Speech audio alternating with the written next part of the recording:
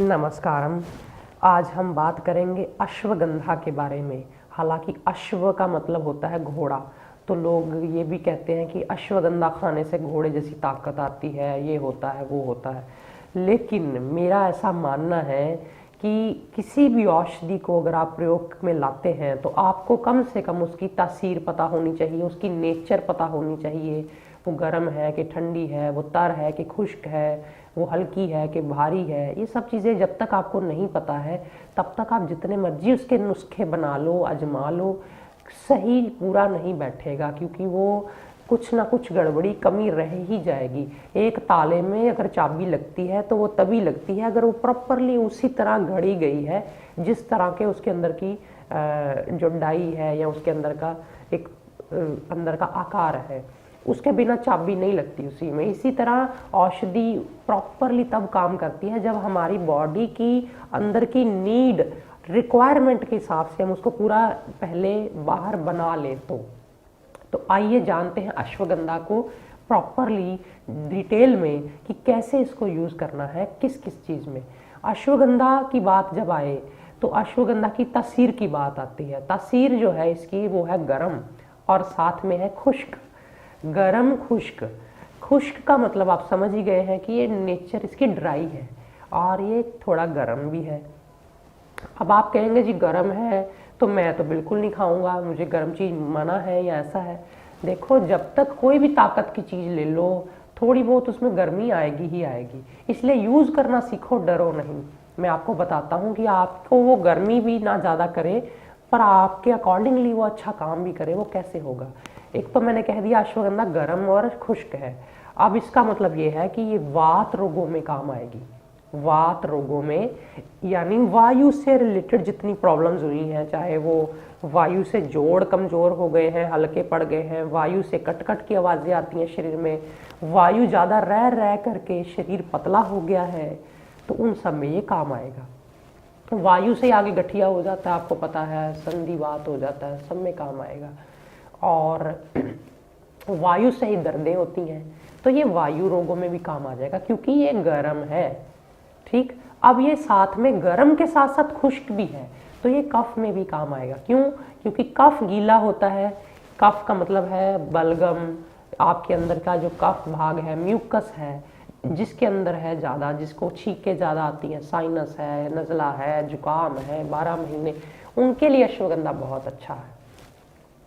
ये हो गया वात और कफ में अच्छा। अब ये थोड़ा पित्त के लिए गलत है। पित्त वालों को गर्म चीज नुकसान नहीं करती। आप ये ना सोचना कि गर्म चीज पित्त रोगी को या जिनको गर्मी है लीवर में उनको गर्म चीज नहीं देनी, ऐसा नहीं होता। पपीता भी गर्म है लेकिन हम उनको देते हैं लीवर वालों को। क्यों देते हैं? क्योंकि वो खुश्क नहीं है। अब ये जो अश्वगंधा है ये गर्म तो है लेकिन साथ में खुश्क है। सौंफ भी गर्म है, हल्की तसीर सौंफ की गर्म है, पर वो सौंफ खुश्क नहीं है, सौंफ तर है। तो इसलिए सौंफ एसिडिटी कम कर देती है, सौंफ एसिडिटी में दिक्कत नहीं करती। ये जो पित्त रोगों में गलत है। क्यों गलत है? क्योंकि ये खुश्क है। तो खुश्क चीज जो है गर्म के साथ साथ वो पित्त में गड़बड़ करती है। अब बात ये आती है कि पित्त रोगी को भी कभी ना कभी तो देनी पड़ सकती है, वो भी कमजोरी फील करता है, तो कैसे दें? इसीलिए आयुर्वेद में कई ढंग से अश्वगंधा लेने का विधान है, उसके ऊपर चर्चा कर लेते हैं। पहले चर्चा कर लेते हैं कि अश्वगंधा को पानी से लें तो कैसे और किस प्रॉब्लम में लें। अगर अश्वगंधा का चूर्ण, जड़ का, मैं जड़ के चूर्ण की बात कर रहा हूँ यहाँ अश्वगंधा की, क्योंकि हालांकि अश्वगंधा जिसको बोलते हैं इसको हिंदी में असगंध बोलते हैं। गंध का मतलब ये होता है स्मेल। तो जिसकी पत्तियों में से और जिसकी जड़ में से घोड़े के पेशाब जैसी स्मेल आए उसको हम बोल देते हैं असगंध या अश्वगंधा। तो हालांकि कई जो असली अश्वगंधा नहीं होता, अलग अलग इलाके की अलग अलग ताकत होती है, तो कई जगह से स्मेल नहीं भी आती है अश्वगंधा में। जो बेस्ट क्वालिटी का जो अश्वगंधा उसमें से स्मेल बहुत तेज आती है, पता भी चलती है। ताजी जड़ में ज़्यादा पता चलती है, सूखी में ज़रा कम होती है, तो वो स्मेल करने से पता लगता है। अब बात करते हैं गर्म पानी से कब देना। जब किसी को अचानक दर्द हुए और टाइम भी कम है, आप बाहर अंदर हैं, कभी आपके पास कोई और दवाई भी नहीं पड़ी हुई पास में, या कभी जुकाम बहुत ज़्यादा है, छींकें बहुत ज़्यादा आती हैं, तो जब दर्दें हो रही हैं तब तो गर्म पानी से ऐसे ही फाँक लो, आधा चम्मच 1 चम्मच तक फाँक सकते हैं। तो टेम्पररी तौर पे ये दर्द को भी ख़त्म कर देगा, क्योंकि आपको मैंने बोला ना ये गर्म है थोड़ा, तो गर्माइश से दर्दें चली जाती हैं। और अगर दर्द में प्रॉपर लाभ लेना है तो इसमें थोड़ा घी मिला लो, एक छोटा चम्मच अश्वगंधा का ले लो, एक छोटा चम्मच गाय का घी या जो भी घी मिल जाए देसी, उसमें फेंट लो, उसको गर्म पानी से फाँक लो, क्योंकि फिर वो खुश्क नहीं रहेगा। और अगर वाई का दर्द होगा, गैस का दर्द भी होगा, तो वो भी काफ़ी हद तक ये मेंटेन कर लेगा। ये तो होगी दर्दों के ऊपर बात। छींकों की मैं बात कर रहा था, छींके, साइनस एलर्जी रहती है, उन लोगों को एक छोटा चम्मच सुबह, एक छोटा चम्मच शाम को गर्म पानी से फाँकने को दे दो। गर्म पानी से फाँकेंगे तो रहेगा तो खुश्की, तो वो धीरे धीरे कफ को सुखा देगा 15-20 दिन में। ये इसका तरीका हो गया। फिर इसके अलावा जिनको अंदर ऑलरेडी बहुत खुश्की है, तो वो कैसे लें? वो दूध के साथ लें। इसको हम बोलते हैं ना, दूध से लेने से इसका वेट बढ़ाएगा। ये वो क्यों बढ़ाता है ये वेट? एक तो ये पचने में फिर और ज़्यादा भारी हो जाता है, और ये पुष्टिकारक भी होता है। पुष्टिकारक का मतलब होता है ये पुष्टि देता है, शरीर को ताकत देता है, बल देता है। एक तरह से ये रसायन भी है और बाजीकरण भी है। बाजीकरण का मतलब होता है ये धातु को बांध देता है। जिनको बार बार धातु, जरा सा गलत ख्याल मन में आए, जरा सा किसी चित्र को देख लिया तो धातु रिसने लगता है, उनको फिर हम दूध से ही देते हैं। और कई बार ये पचता नहीं है, क्योंकि वो पचाना भी बच्चों का खेल नहीं है, तो फिर कैसे देते हैं हम अश्वगंधा को? हम अश्वगंधा को पानी में उबलवाते हैं थोड़ी देर के लिए, फिर उसमें दूध डाल देते हैं। 1 चम्मच ही मात्रा है एक व्यक्ति की, बार बार मत सोचना। 1 चम्मच अश्वगंधा पाउडर लिया, उसको पानी में उबाला थोड़ी देर, फिर उसमें दूध डाल दिया, और जब उबल गया फिर दूध डाल के भी थोड़ा उबाला, तो पानी गया सूख, और अश्वगंधा वो बच गया, जो दूध का जो घोल वो जो है, उसमें थोड़ी मिश्री डाल लो और भी अच्छा। तो ये उस व्यक्ति को पिला दोगे तो वो धातु को भी मजबूत कर देगा, शरीर को इतना मजबूत बना देगा। कई लड़कियां जो हैं गर्भ धारण नहीं कर पाती, गर्भ धारण हो जाएगा अच्छे से, और रुकेगा भी, मिसकैरेज नहीं होगा, क्योंकि फिर वो पुष्टिकारक हो गया ना। एक तो अश्वगंधा आराम से पहले पानी में उबला, कहाँ उसने अपनी गर्मी जाके छोड़नी थी पेट में, पर उसको आपने पहले पानी में उबाल लिया, काढ़ लिया, फिर उसको दूध डाल के उबाल लिया, वो एक तरह की खीर बन गई। इसको बोलते हैं क्षीर पाक। क्षीर पाक बड़ी जड़ी बूटियों की बनती है, अर्जुन की छाल की बनती है, तो अश्वगंधा की भी बनती है। तो क्षीर पाक देने से खुश्की नहीं करता, यानी जिनको गर्म चीजें सूट नहीं करती, एक तो उनको बराबर मात्रा में मिश्री मिलवा दो। बराबर मात्रा में जब अश्वगंधा में मिश्री मिलेगी, तो मिश्री होती है ठंडी, और जिसको गर्म चीज सूट नहीं करती, अश्वगंधा लेते ही होंठ फट जाते हैं, खून आने लग जाता है, या दिल तो करता है कि ताकत लूं, पर सूट नहीं करता, तो वो बराबर मिश्री मिला के जब लेगा, ऐसे फाँक ले चाहे दूध से, तो इतनी गर्मी नहीं करेगा।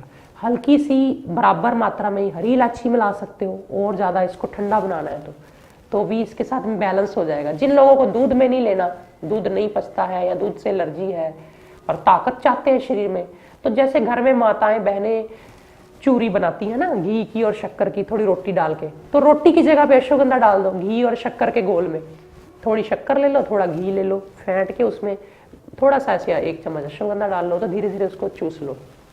तो ये एक तरह से वो भी ताकत का टॉनिक बन गया, च्यवनप्राश की तरह। ये भी एक दूध जिनको नहीं लेना है, कभी बाहर अंदर है, दूध का परहेज है, तब भी ऐसे अश्वगंधा लिया जा सकता है, क्योंकि वो तर हो गया घी के साथ जुड़ने से, खुश्क नहीं रहा, वो अपने आप पच जाएगा धीरे धीरे, आपको गर्मी भी नहीं करेगा।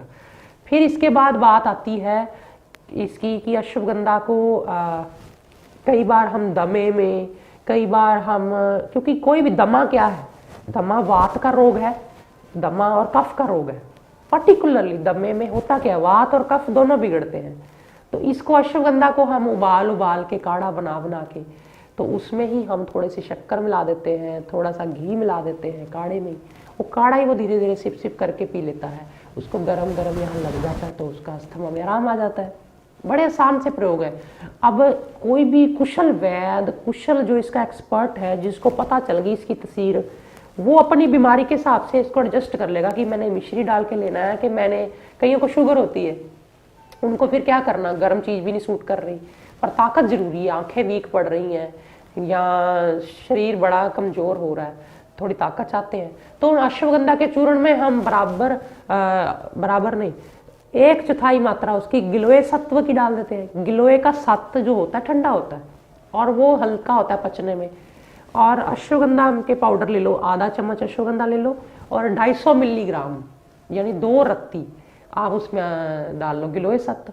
तो मिक्स करके उसको चाहे ताजे पानी से फाँक लो, दूध से ले लो। दूध से क्यों ज़्यादा लेते हैं, पानी से क्यों नहीं देते हैं वजन बढ़ाने के लिए, क्योंकि वो दूध से पुष्टिकारक हो जाएगा। दूध से जरा आराम आराम से पचता है शरीर में, और दूध में ताकत की चीज़ें जल्दी अच्छे से डिजॉल्व होती हैं। मल्टीविटामिन वगैरह जितने भी होते हैं ये दूध से दिखते हैं।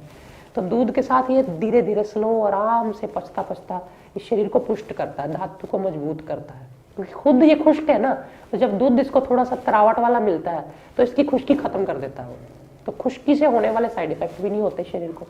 ये थे अश्वगंधा लेने के कई ढंग जो मैंने आपको बताए। हो सकता है वीडियो लंबी हो गई हो, लेकिन मैं फिर कहूँ कि जड़ी बूटियों की तसीर पहले पता करो, फिर उसको अपनी लाइफ में आजमाओ, तो आपको वो ज़्यादा लाभ करेंगे।